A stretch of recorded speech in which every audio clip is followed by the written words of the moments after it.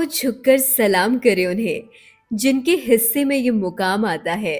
कितने खुश नसीब हैं वो लोग, जिनका लहू वतन के काम आता है। नमस्कार, मैं हूं आपके साथ मोनिका गुसाई और आप देखना शुरू कर चुके हैं न्यूज़ फ्लैशबैक।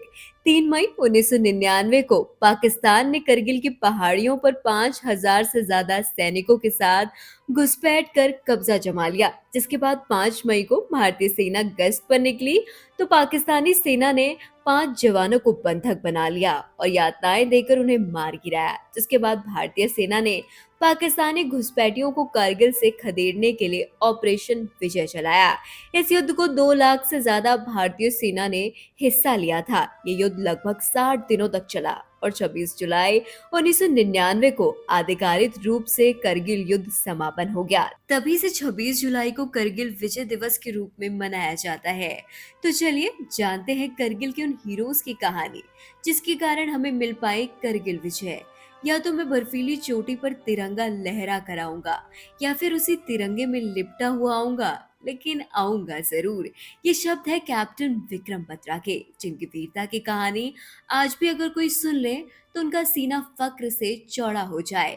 करगिल युद्ध में भारतीय सेना ने कैप्टन विक्रम जैसे योद्धाओं को खो दिया।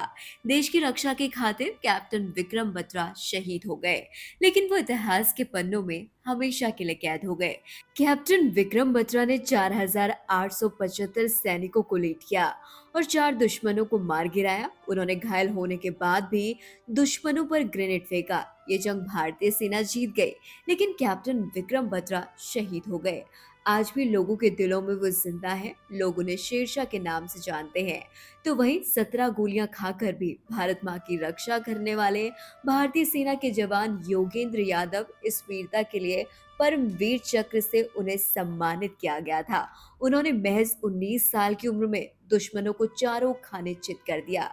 उनका जन्म 1 मई 1980 को हुआ था और वो साल 1996 में 18 ग्रेनेड बटालियन में भर्ती हुए। 1999 वो शादी के बंधन में बंध गए और शादी के 5 महीने बाद ही उन्हें करगिल सीमा पर जाना पड़ा। कैप्टन अनुज नायर करगिल के उन योद्धाओं में शामिल थे, जिनकी वीरता की कहानी सुनकर किसी के भी रोंगटे खड़े हो जाते। युद्ध के दौरान शायद ये बात अनुज नायर को पता चल गई थी कि वो लौटकर नहीं आएंगे, इसलिए उन्होंने अपने ऑफिसर को ये बात कहकर अंगूठी थमा दी कि अगर वो जंग से जिंदा लौटे तो अंगूठी वापस ले लेंगे, लेकिन अगर वो शहीद हो गए तो उनकी मंगेतर तक ये अंगूठी पहुंचा दी जाए, क्योंकि वो नहीं जानते थे उनकी प्यार की निशानी किसी दुश्मन के हाथ लगे। ये थी करगिल युद्ध में शहीद हुए योद्धाओं की कहानी। न्यूज़ फ्लैशबैक सल्यूट करता है उन जवानों को जिन्होंने देश की रक्षा की खातिर अपना सर्वोच्च बलिदान दिया।